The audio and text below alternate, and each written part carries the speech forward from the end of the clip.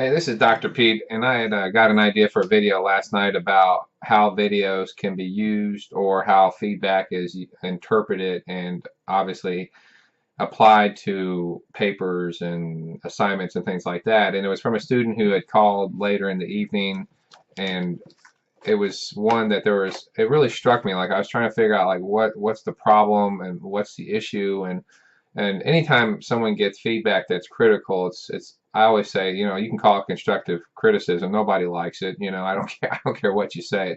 Nobody likes being told there needs to be improvement, especially if they've been told that they've done well. And I've seen this out of high schools. There'll be students who graduate from a high school and they have issues with spelling and grammar and writing, and I'm like, I don't know what to tell you. I'm not saying they failed you. I'm just saying maybe they didn't do the best for you. And there are times that happens, and it's more often than not nowadays, but that's not really the issue of this video. The issue is when I give videos, the level of intensity is much higher, meaning that I may do a 3 to 5 to 6 minute video depending on what length or what type of paper, and it covers a lot of information. So it's like I'm sitting there with you and I say, let's look at your paper, and I notice everything. Where someone writing feedback, they will only emphasize certain things, and they may only say, well, this is going on and that's going on, and then they have these really cool pre-templated comments, and it makes it look like they typed all day. And I know a lot of deans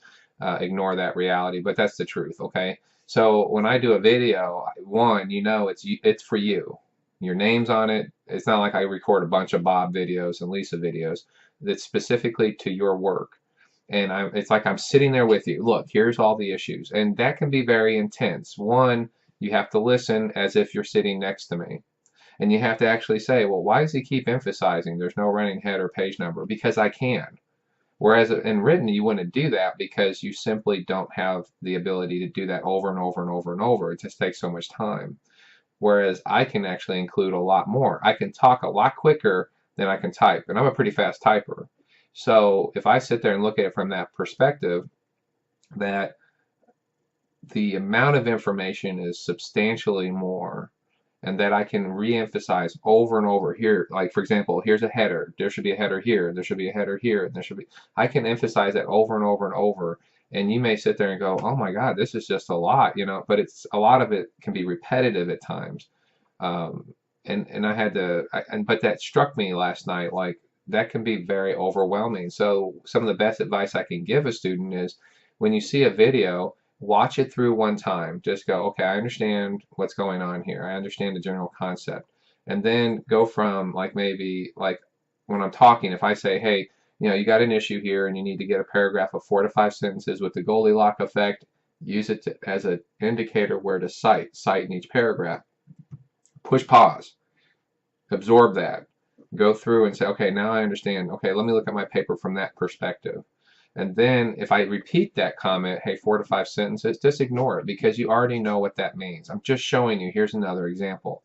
If I tell you, look, there's contracted words, you don't have to sit there every time and stop. You just know we don't contract words, okay? We do not do that. So what I think is going on is that some students also have so much to work on. They may have formatting issues, APA issues, grammar issues, spelling issues, contracted words, conversational, writing length, how you cite, how you research. Sometimes it's just so overwhelming because no one took the time to say, look, let's use a video and go through everything of this paper. It's like literally stripping it apart so you can redo it again. And that can be very, very overwhelming. And I learned that last night to say, take the time to truly eat the elephant one bite out of a time. That's the old thing. How do you eat an elephant? One bite at a time. And you don't try to do it all at once. You don't try to hoof it all down. You just say, I'm just going to enjoy each piece and I'm going to eventually get there. And if you look at it from that perspective, you'll get a lot more done. It'll be more positive and rewarding.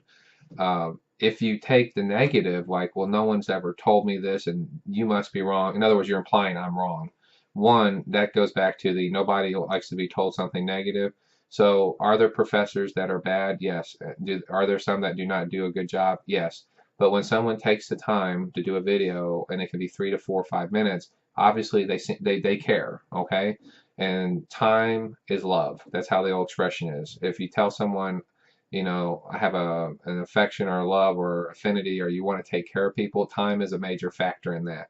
So if I sit there and do a video, and just because other professors failed or did not live or give you that quality feedback, they're just checking blocks as much as you are, then obviously there's a problem there. And so you have two choices. You can either say, fine, he's wrong, and I'm just going to keep doing what I do and get over this and move on. Or you say, maybe there's something here. This guy obviously isn't going to waste his time. He's got a lot going on. And so I think he's probably a very legit person. He's probably trying to, obviously, he's just not typing a few things saying, there's your grade. He's actually taking time and committing it for me to do better. That's probably a good indicator of the quality of feedback. Okay. So that is the advice I would give. Just understand that videos can be overwhelming just if you have so many things you got to work on, especially if you are used to getting good grades with maybe minimal efforts or just certain efforts. And then also it can be very overwhelming when you're pressed for time, and now all of a sudden you have to actually do things to start changing the way you do work. These things can be very stressful. So I learned a lot of things last night. I want to do that video to make sure it's explained how to do it. Like I said, pause button's very valuable. Replay button's okay. You can watch it multiple times. There's nothing that says you can't do that. So if you need any more help, drop me a line, and great idea for a video. Thanks.